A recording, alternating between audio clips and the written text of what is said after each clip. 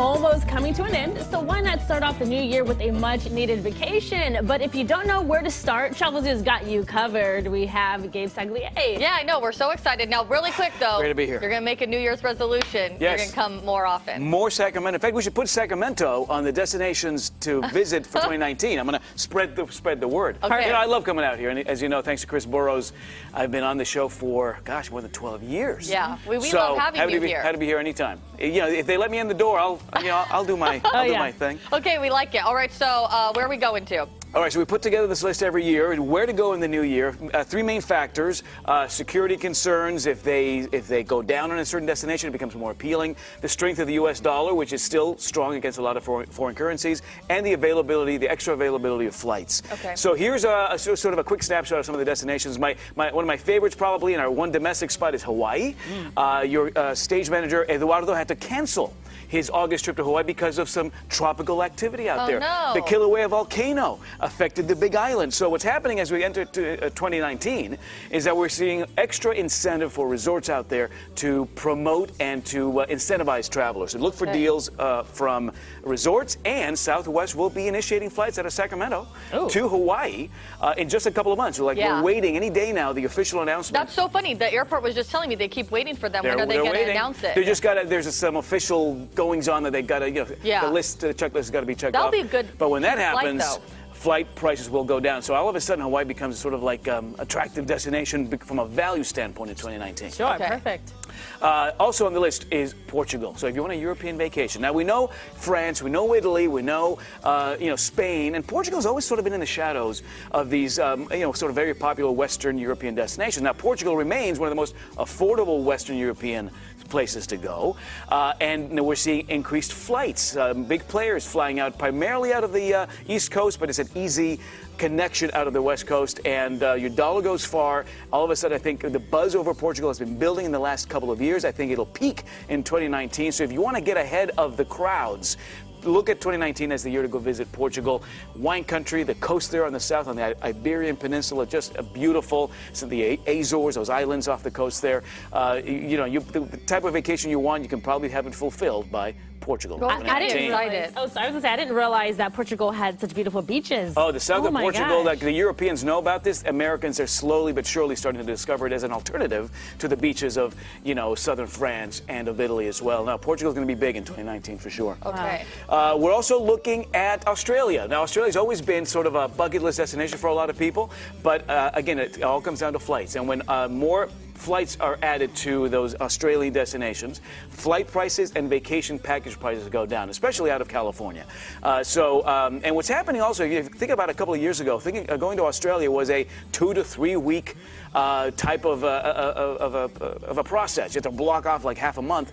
Now we're seeing more and more of these 6- and 7-night packages down to Australia, priced at anywhere from $11.99 to $15.99. So affordability and just these sort of more condensed vacation packages, making Australia that bucket list destination that becomes more attainable in 2019.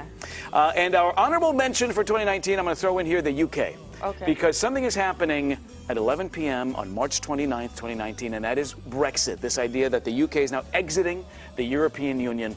And if that happens, and there's a lot of concern, there's a lot of political chatter around this, but if it happens, and it looks like it will the sterling, the British pound, go down in value? Will fewer European travelers go to the UK, creating more availability for Americans? All of a sudden, the UK, which tends to be a pricey destination anyway, could become a much more affordable place to go in 2019. So look at the end of March as a sort of a telling sign as to whether the UK becomes the next spot you go to in 2019. I think my New Year's resolution now has to be how to save up money. I think for me, Portugal.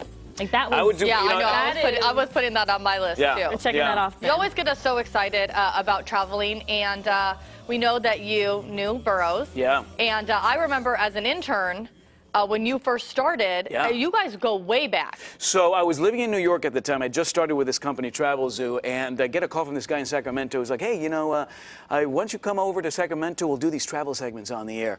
And he had this vision that talking about travel and talking about destinations would really appeal to an audience. And he and I sort of clicked. Our personalities were very, very similar from the get-go. We love to ad-lib, and we love to engage an audience. My background is in broadcast journalism, and we sort of played off each other really well. So in early 2006, I came on Good Day Sacramento, and we started doing these travel segments. And if I wasn't physically on set, I would do it via satellite out of New York or out of LA when I moved back to Los Angeles. And here I am, 12, 13 years later. I'm still doing these segments on Good Day Sacramento. When he had the short stint in New York, he brought me out. I got this travel guy. I got to do these segments with this travel guy. And I still contribute to that station in New York. And KTLA is station since 2011. On day one of that show, he's like, I got to get this guy on to talk about travel. Yeah. And I still do these segments on KTLA on a almost weekly basis. And it's all ad lib. And it really, this is a business where it's a bit of a self-focused business, but people who do this kind of thing for a living, how do I look, how do I sound, what are my ratings all about? For him, it was about you guys. It was about the audience. It was about how do I connect with folks?